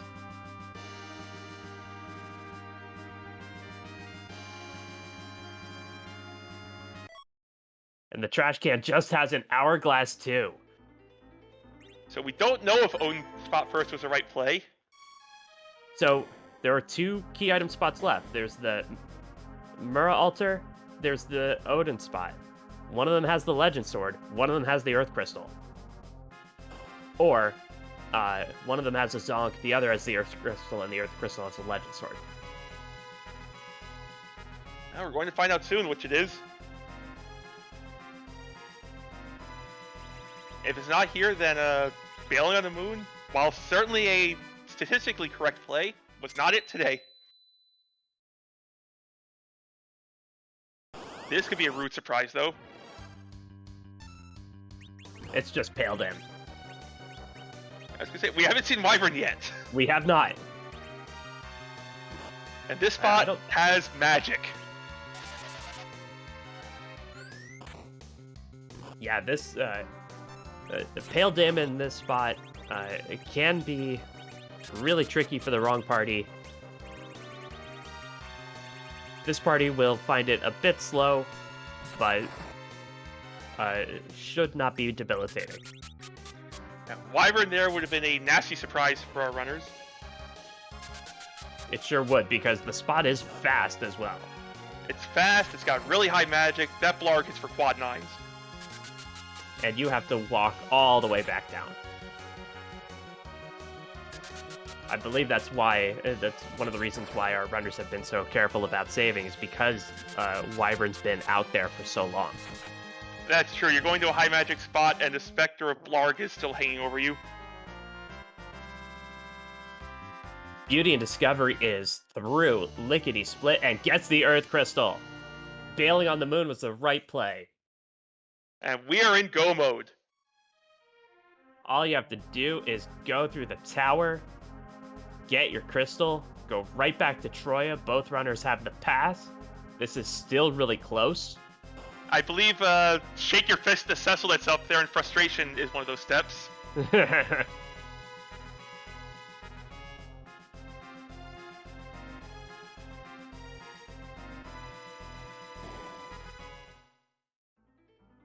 Yeah, that those 2 characters at Zot, one of them could have been Cecil. Could have been useful a lot earlier. The problem is to get him, you only had to go all the way to the Masa altar, then the Odin spot. Yeah, we'd do anything for love, but that's a little ridiculous. So maybe that's what Meatloaf was singing about.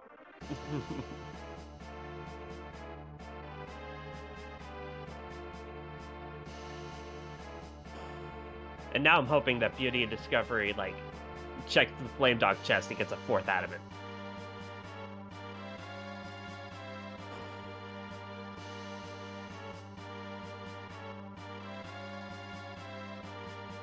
But nothing's going to deter him, even the memes. No, at this point, you've got go mode, you have power. I think the only thought in BeautyInDiscovery's race now, the only thought in BeautyInDiscovery's mind right now is go. Yeah. Go, go, go. Save before the Mega Sister spot, and just in case it's a Wyvern. This isn't the Wyvern I'm scared of if it's up here. This spot, despite the fact that it's the Magus Sisters there, not the scariest magic. The next spot, however, yes. Do you like quad 9 Blargs? Oh, I love them. Good, because it's got them. Well, there was a sparkle there, but only the D-Lunars.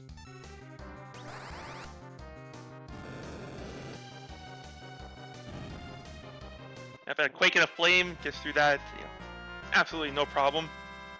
That sounds like a folklore remedy, a Quake and a Flame. But, yeah, through no issue. Going to make the safety save. Knows that Wyvern's still out there. I'm actually fairly certain that's how the end of the world starts, isn't it?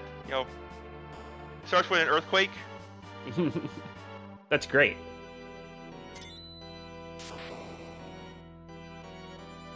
Fairly sure there's some flames in the start of that too. So there's a Tela up here on the tower. We already have 2 foos.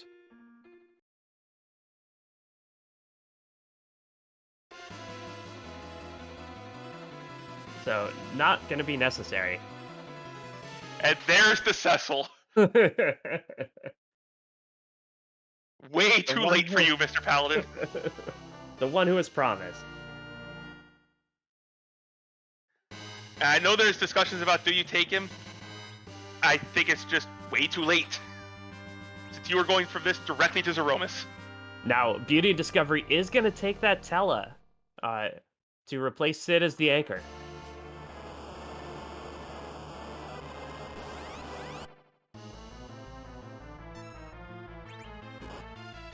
And it's just D-Mist. Okay, pairing around to make sure you can knock Tela down. Good start.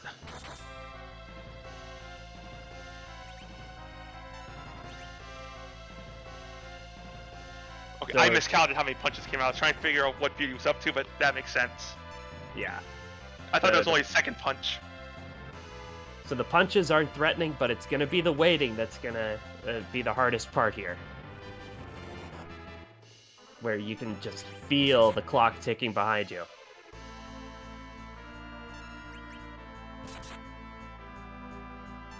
Yeah, I could hear BeautyInDiscovery right now just saying, you know, the wait is the hardest part. Well, now the hardest part is watching D-Mist crumble. Hate to see him go, but love to see him fade away. So, is this a verified 17 out of 17 seed? Find out soon. If it's not, it's almost. We know where the Legend Sword has to be if it's not here.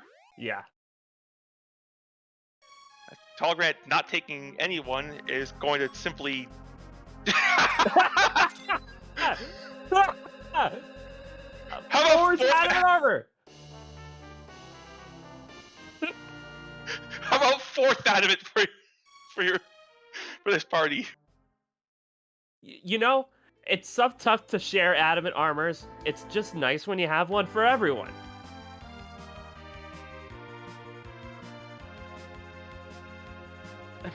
A completely Adamant Armored party. I almost feel bad for Z. I don't. He's got it coming. Well, speaking of coming, BeautyInDiscovery is on his way to Z. And we get to find out who Z is going to be addressing us today.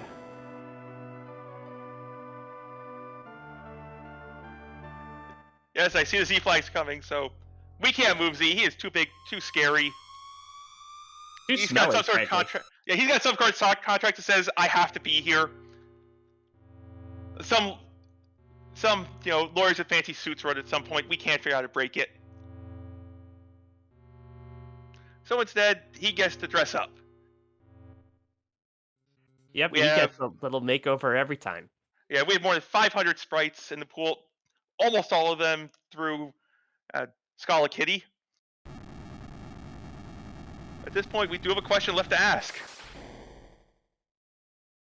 Whose butt are we gonna kick tonight? Tell me!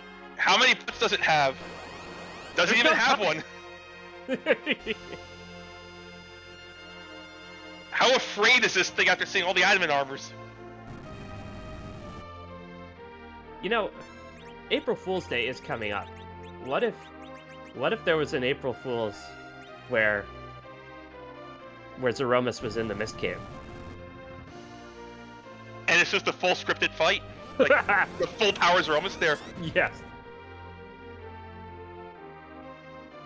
Or an antlion guarding the crystal that you need to defeat him, or whatever.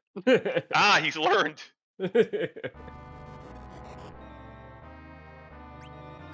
Oh, don't tease the octopus, kids. Yeah, coming to us from 2 Final Fantasies in the future. Well, Ultros showed up a bunch, but he was always fairly easy in Final Fantasy VI, especially once you got your party overpowered. It's going to be just as easy this time.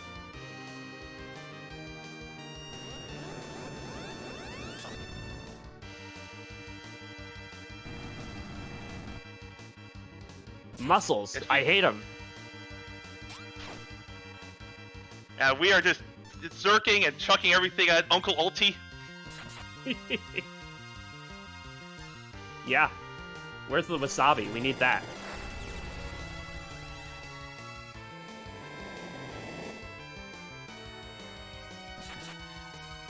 And we've been here just behind. We haven't even had an opera to lead up to this fight. No. It's gonna take Zeromus 5 minutes to do this big bang.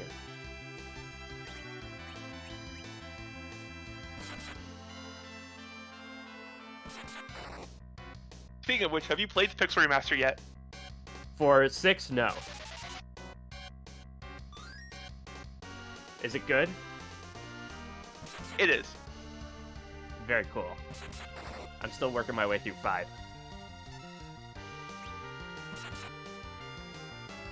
And BeautyInDiscovery showing pretty much Zerker strats. We've seen these many times this tournament already. You Zerk up a few melee and let him go. Tallgrant's going with a hybrid strategy. You let Kane Zerk while both Foos fire away with nukes. Is that going to be enough to make up the time difference? It's going to be close.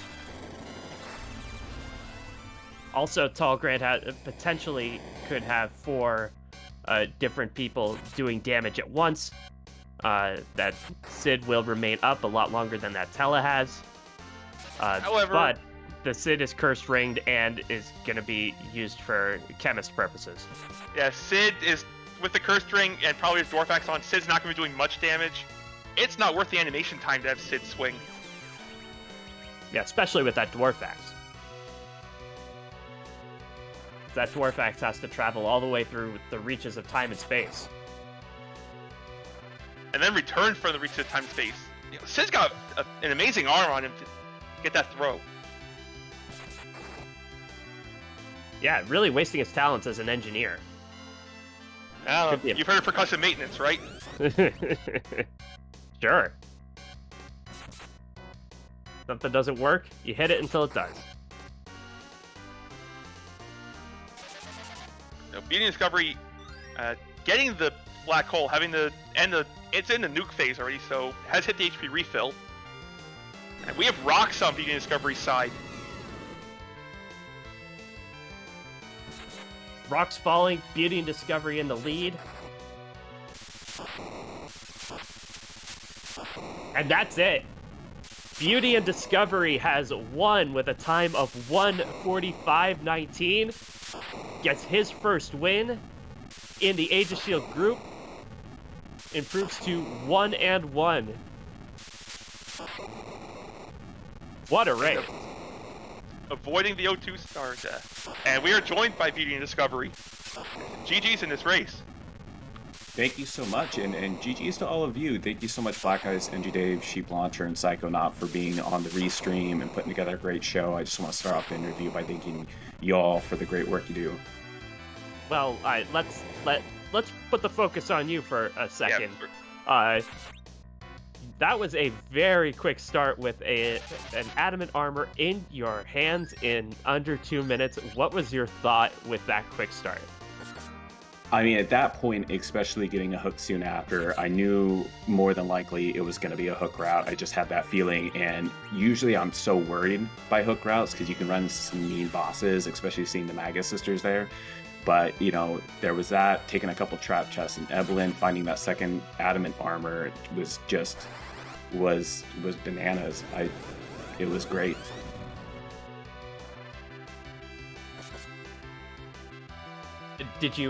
Were you ever afraid that that your opponent had those things too? So you had to sort of execute well? Oh, absolutely. I think the biggest thing I was worried about was how soon I dove the hook route. Sure, I could go for the magma key, but I was really worried just going down there and finding out somewhere like Fabul, which, with return the pan to Yang's wife being an objective, I knew I didn't want to go there too soon, but I just couldn't stay away, and with the adamant armor and an edge for flame, I knew I could blow through the overworld so fast and I wouldn't be too far behind. And also I was kind of looking for those mute knives I ended up finding in Fabul for the Magus sisters. And after that, it was just following all the routes. Wasn't too worried, but at the same time, I knew I couldn't slip up because tallgrant's a great runner and he'd be right behind me. And in fact, tallgrant just finished in second place with a time of 1:47.20. But that was a very heads-up play you were making to get those mute knives for the Magus sisters. Was that your plan the entire time? Yes, absolutely. The Magus sisters can be real rude in some locations, anywhere with high magic, and I've learned the absolute astronomical benefits of having weaponry that takes advantage of racial weaknesses or elemental weaknesses. And I have run into them before without that kind of equipment, and they've put me flat on my face. So I knew I needed to at least take a look around. Even with adamant armor and being able to get through them relatively easily, I knew it would speed that fight up quite a bit if I had the right gear. And it certainly paid off. We saw you get through that fight significantly faster because of those mute knives. Actually, you all are more experienced runners. I double stacked the meat knives on edge. I couldn't remember if you could double stack and it gave you more benefits or if one did the trick. Can you just one confirm? Okay, all right. It's just one. Mute long would have done more than double mute. Gotcha. Well, at that point, I was putting out enough damage. I don't think it was too much of an issue. So just a question I had, seeing you were taking trap chests going, are you taking chests going up Babel? Was there anything in particular you were looking for there? Oh, absolutely. Ninja swords for edge. I mean, at that point, I think it was mute knife and I think was the long sword was all he had equipped. So I was trying to spike Murasame or Masamune, and I ended up doing that, which paid off dividends. I think without that, I might have gotten rid of edge for someone else. I can't put my finger on it, but I knew I needed a little bit more firepower in that corner, and it just worked out, Okay, makes perfect sense. And then the decision to leave the Murasame altar on the moon, did that worry you? Were you feeling like what was your thought process leaving to check the key items on the blue planet and leaving that Murasame altar behind?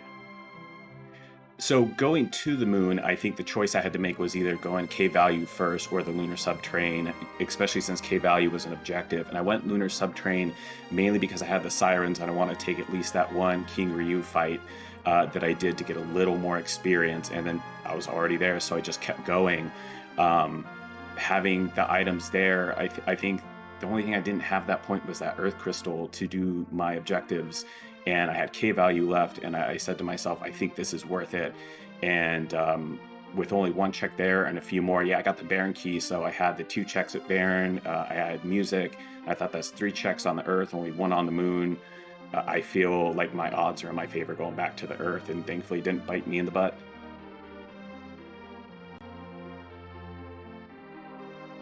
It sure didn't, and it turned out to be a really fabulous play because all that was there was the Legend Sword, of course. So, I guess my last question about this seed is, when you have the adamants so quickly, and when you know that you have to execute well, what's your overarching thought? How do you keep yourself focused and ready to play your game? I think it's at that point you really focus on your objectives. If you get the key item for an objective, you go for it. You don't You don't dilly-dally around. And the other thing too is doing everything in really good order. Like, stick with your routing. Like, I didn't want to dive Feymarch until I knew I could not only get the chest, but also take on the king and queen spot. Same thing with heading to the Sylph Cave. I wanted to make sure that I had the pan in hand. You know, you just want to be as economical as possible, because more than likely you've got the power to take on anything with those adamant armors. They give you so much defensive power, so much speed, so much offensive power, that I don't say it trivializes the seed, but it certainly makes it that much more easy. So it's really focusing on your routing at that point and being as economical as possible, and that's what I tried to do. And you certainly showed it off for us today. Uh, so you're 1-1 now. Do you know who your next opponent is, or have you scheduled your match? I do have them scheduled. I'm trying to remember if it's either Night Dew or Zyrak. I believe it is Night Dew coming up first. A little nervous. Night Dew is a fantastic runner, and I have a feeling that he has more skill than me, but at the same time, I've gotten a ton of practice, and I'm pretty confident in my abilities, and I just gotta remember to execute as well as possible, and hopefully, you don't run into an absolute mean seed like some of these flags. That's the funny thing about these flags; they can give and they can take away just as easy, and really make for a really rough early game for sure. Agreed. This was more of the giveth type of seed, I think. Yeah, it was adamant out of 10 for sure. Well, you certainly showed today that you have quite a bit of talent too, and you are a force to be reckoned with in this group. So, GG's once again, and best of luck the rest of the way. Thank you so much, and thank you again for the restream and for everyone watching. I appreciate the opportunity to be restreamed. Thank you, Beauty and Discovery, and we are joined now by Tallgrant in second place with a time of 147.20. Tallgrant, you ran a great race, just a couple of minutes slower. GG's. Hey, thanks. That was really fun, and I think that was everything Beauty and Discovery and I wanted it to be. I mean, just putting out there, laying everything on the race and going for it. So that was a blast. It was pedal to the floor right from the start. What were your thoughts with that fast start? I actually laughed because we were talking before the race about what kind of seed we wanted to run, and I think somebody that was administering the race made a comment about making it difficult, and I said, heck no, we want adamant armor everywhere. And it's funny because it's what we wished for and what we got. But, it's kind of, serious go time. There's no fooling around. You got to get going. So, first question I have, you got the Dwarf Castle, saw the second Fusoya. What were your plans when you decided to say, yes, I'm going double Fu? That was kind of a spur of the moment thing because I was getting frustrated that I wasn't finding great weaponry for Edge. I think the best thing I saw for him was a longsword, and I think I may have had a second one right at the time I got rid of Edge, but it was kind of a thing where he's not hitting hard, he's not doing the real damage I want him to do. Let's get Fusoya, let's see if I get something fun like Quaker and Nuke, which actually both came a lot later than I would have liked, but once you have that, just start, melting faces whenever we found things. And I felt like I did really well up on the moon, and then at like the Odin check, for example, just because the two Fus were just ridiculously killing things, especially after they both got put into adamant armor. Yeah, those two Fus were really doing work, and kind of a modified version of Fu and Friends at the Z fight, huh? Yeah, it was, and I kind of, I had a bad button input. I actually need to go clean my controller. Tip to everybody else out there because my A button was sticking near the end of it.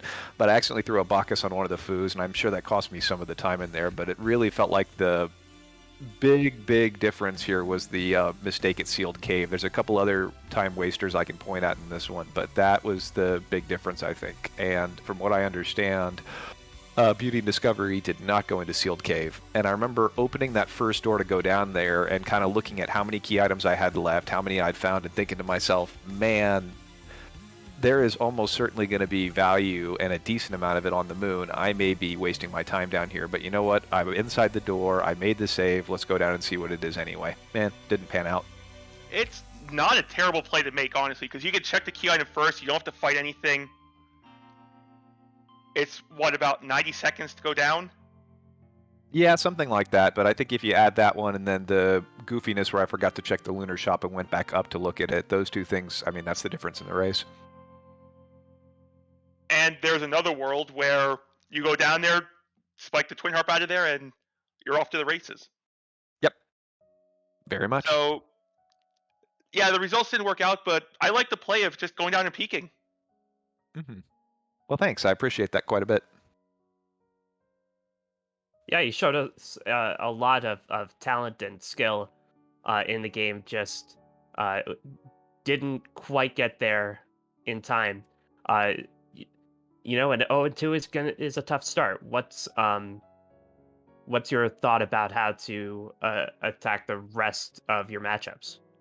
Well, so I've got 3 matches left, and I think if I want to get out of this round, I need to try and find a way to make noise in them. So I'm going to keep working at it and doing the best I can. But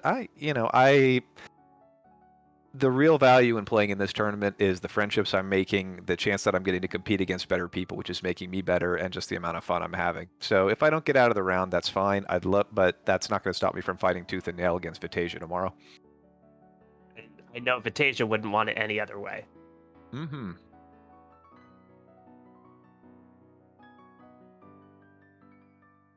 All right. Any other questions for Tallgrant, Engine Dave? I asked the one I wanted to, so GG's again, thank you for allowing yourself to be restreamed. Hey guys, I appreciate it. Best of luck the rest of the way, Tallgrant. Yeah, you guys have a great day. Anybody that's out there watching, Engine Dave and Sheep Launcher, worth a follow. I'm sure that they did a fantastic job on commentary. I can't wait to go back and hear it. And also look out for Psychonaut and Black Ice, who did our button pressing and behind the scenes today. They're just all wonderful, worthy of your time and a follow. So take care, everybody. All right, take care.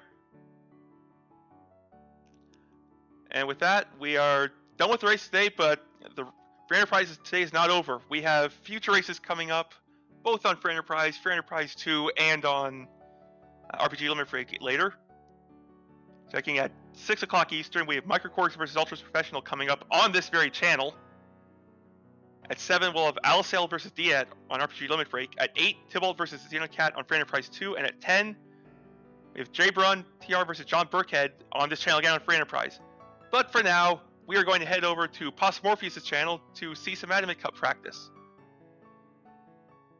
Yep, don't spoil this race for anybody who's been hanging out with Possum, but let's go cheer Possum on as he continues to improve on perfection. And until next time, so long.